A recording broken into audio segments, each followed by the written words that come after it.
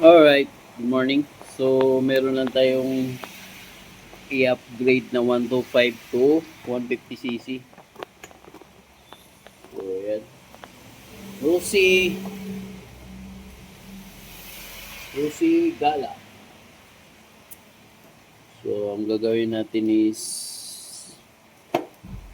change block. So, 125 to 150cc. GY6.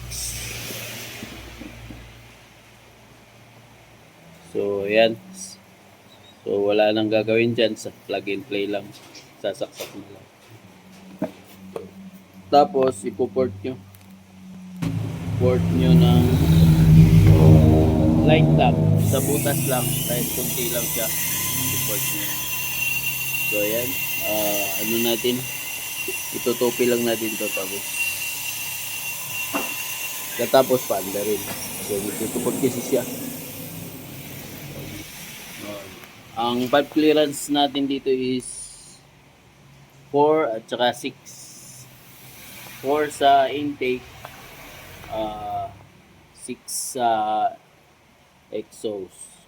So, yun lang ang ano natin ngayon gagawin. Lalagay muna natin doon ng butso, tapos valve clearance. Tapos paanda rin natin. So, para hindi kayo sa walang gamit na pang porting ang gagawin nyo, pwede rin kayo bumili ng head na pang 150. So, salpakan na lang yun. So, kahit yung kamsi stock lang, okay lang. Tapos, kung gusto nyo namang makatipid, pwede nyong ipaport sa shop kung meron kayong kakilalang may pang-port or kayo bibili kayo ng pang-port, bala, or ang gamit nyo is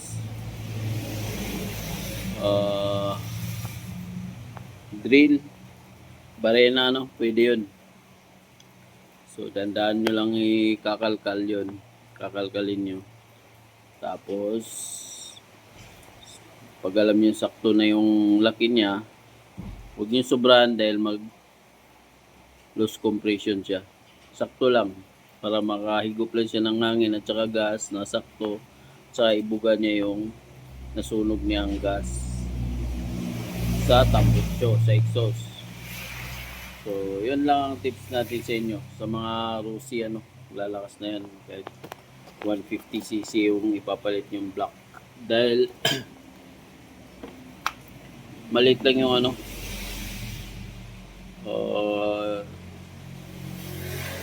stock. 53 lang ata to or 54. Nakasukat doon. So, ayan. Ang kasi mas malaki siya. 58 yung yung sukat nung 58 something yung sa 150cc. So, yun lang. Ganun lang mag-upgrade sa mga Rusi sa mga Rusi, Rakal, at saka sa mga Easy Ride. Pwede yung 150cc, gawin yung 59, ganun. So, kunti lang yung diferensya. So, kung gusto nyo naman, may 60 plus naman na butas, 60 yung bore, 60mm yun. Pwede nyo yun i-upgrade sa mga 150cc. Kaso lang, mag-bore out lang kayo doon. Kunting kalkal. Kunti lang naman yun. Doon sa pagpapasukan ng block. Doon sa may crankcase. Sa crankshell niya. So, yun lang ang tips ko sa inyo. At saka, kung walang budget, pwede namang ito lang muna yung carb. Stock carb, pwede. Yan. Walang problema dyan. Update na lang mamaya. Alright.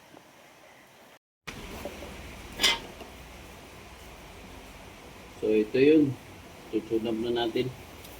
For valve clearance.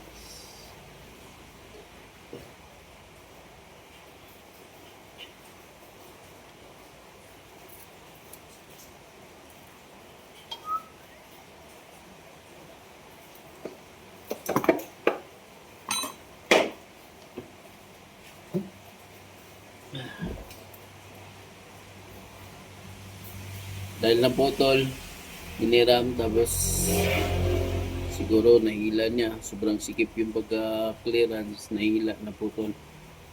Ito lang yung gamitin natin.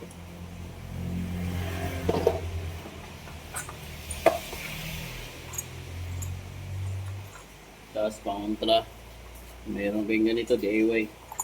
So galing ko sa ano, tinanggal ko lang siya. Tinanggal ko yung alambre para mahugot siya. So ito na yung gagamitin natin pang ultra para hindi siya ikot. Ito na.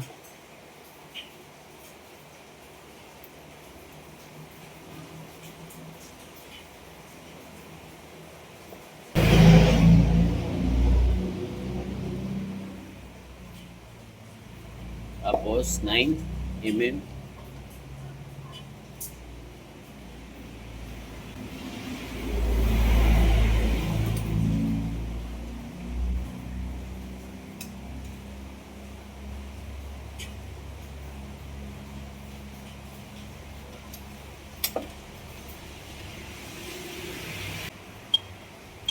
So, ang gagawin ninyo is iwangan nyo muna siya ng sakto. Kung pakaikit kasi break in pa lang siya para yung line ay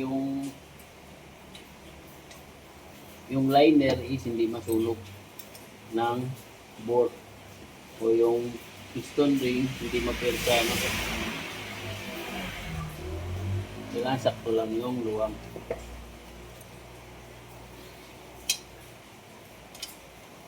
Kailangan papasok siya.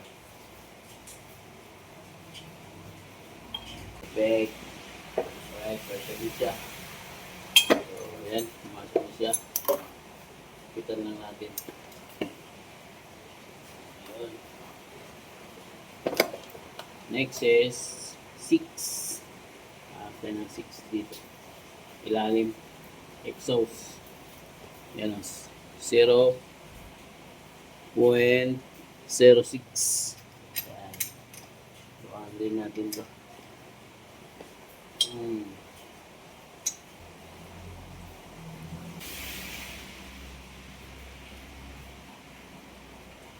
So, okay.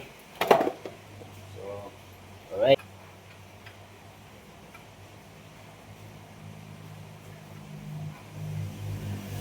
Yung malaking butas, yun yung pinaka-timing niya dito sa taas. Yun ang tingnan nyo. Check natin ulit.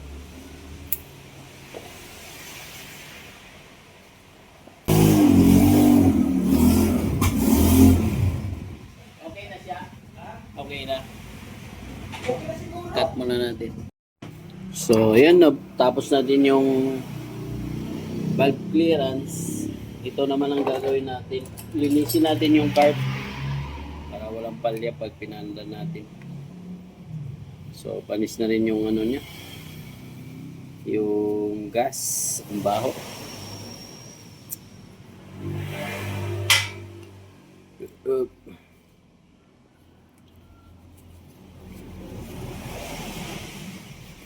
So, ayan. Basic lang magpapalakas. So, hindi kayo kailangan magpalit ng carburetor para lumakas. Eh, no? Sobrang dumi. Hindi mapapandar to po. So, pag nagpapalakas kayo, hindi sa CDI, hindi sa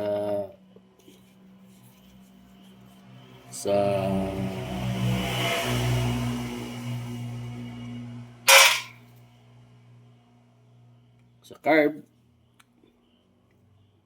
ang tunay na nagpapalakas sa ano, yung pagpapalaki ng block. Mag-upgrade yung power niya. Pero kung papalit ka ng carb, ay gagastos lang sa gasolina.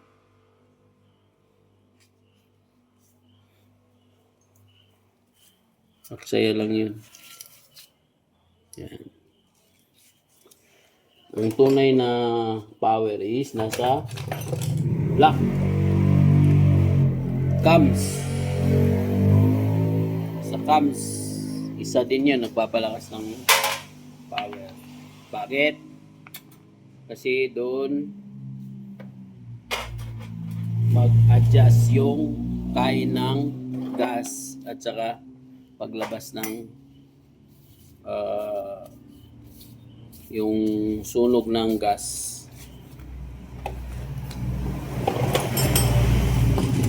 So ayan, lilinisin ko muna to. Kasi dahil sobrang dumi. Ayan o. Tumigas na yung gas. Tapos tatanggalin natin tong gasket. Dahil natingas siya. Unahin natin to, baka makalimutan. Ito yung cause ng hard starting dahil hindi lumapat yung gasket. Tanggalin natin to. So ayan. Cut muna natin.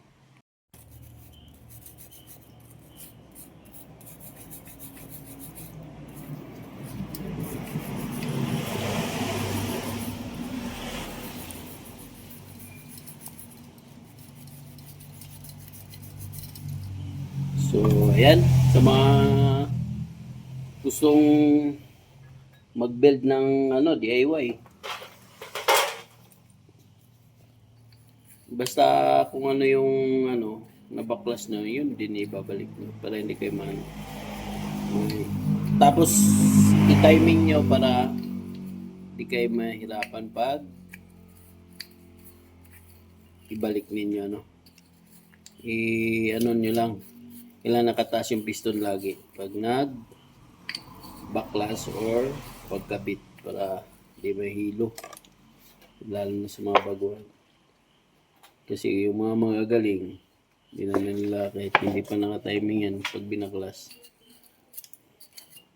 okay lang kasi kabisado na nila. So ayan, linisin natin na maayos para mamaya is walang palya.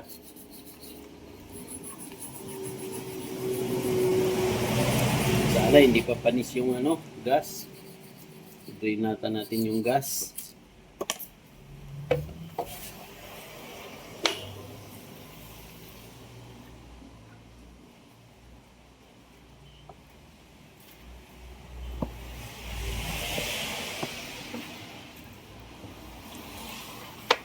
So right, cut muna natin para hindi mahawa yung video.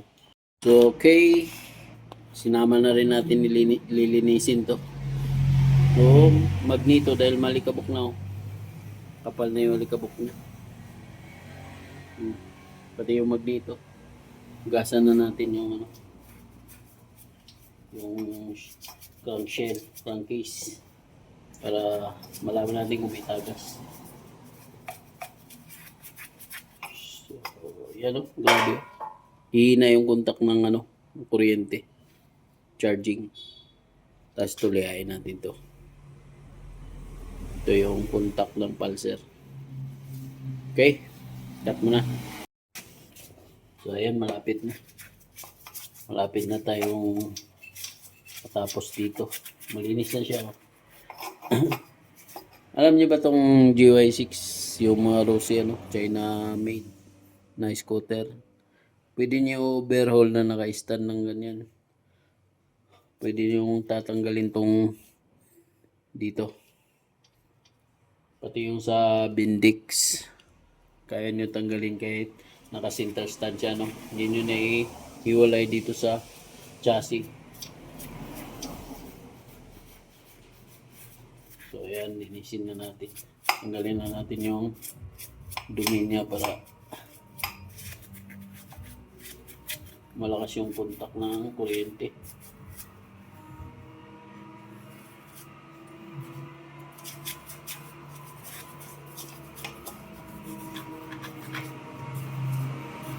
Alright. Tapos, i-change oil nyo pagkatapos nyo magpalit ng black dial para bago yung langis. Pag nag-break in kayo, break in yan is mabagal lang muna. Mga 40 yung niya. 40-50, mga ganun yung speed niyan sa patag. Huwag nyo muna siyang pwersahin. Tsaka papahinga nyo pag medyo alam nyo mainit na siya. Para hindi mapersa, hindi masunog yung bore. Yung bore kit. Ayan, malinis na siya. Yan yung importante dyan. Tapos yung magneto, linisin natin. Okay.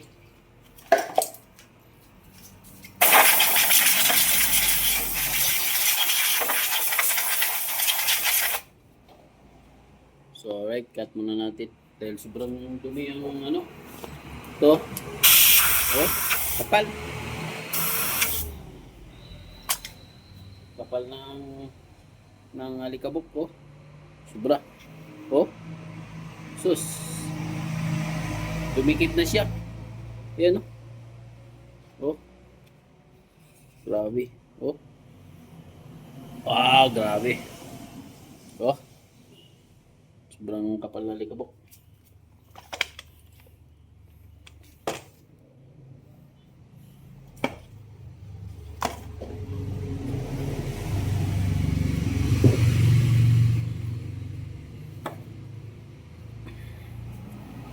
Ah, grabe. Tanggal siya, oh. Dumikit na siya. Magmagnet na yung mga likabok.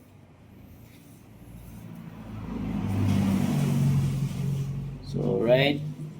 Shout out pala yung mga nakasubaybay sa akin. Shout out sa inyo lahat, ano. Hindi ko kayo may isa-isa. Mga solid yan. Nanonood sa mga video ko. Shout out sa inyo.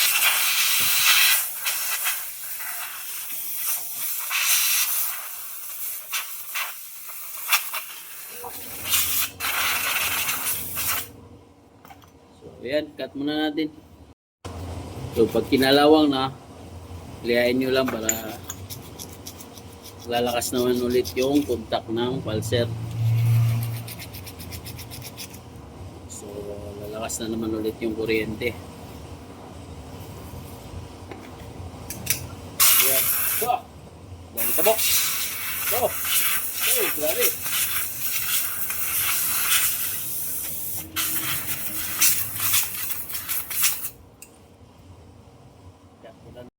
So, ayan, kinabit na natin.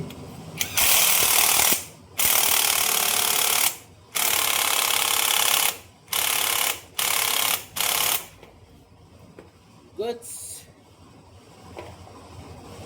So, kabit na rin natin to. So, ayan, nakabit ko na. Ito namang cover. So, kulang-kulang na kasi ito nung dinala dito. Baklas na.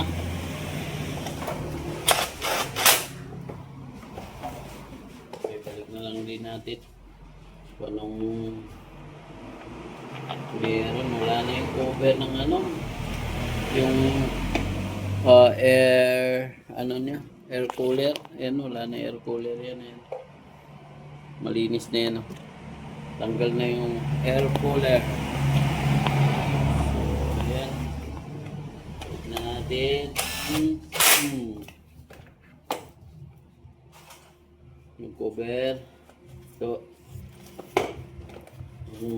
balik na all goods. So yun, suwako na lang, lagyan natin na suwako yun. All goods, cut muna natin tapos paandarin na lang yan. So ayan, papaandarin na lang yan. So, yun lang yung mga tips ko para sa pagpapalakas ng motor. Ano. Babalik ko pa kasi yung clearance niya. So, goods. So, right. Hanggang dito na lang. Salamat sa mga subscriber ko. Sana tuloy-tuloy lang tayo. At kung kayo ay content creator din na baguhan lang, tuloy nyo lang. Alright, bye-bye.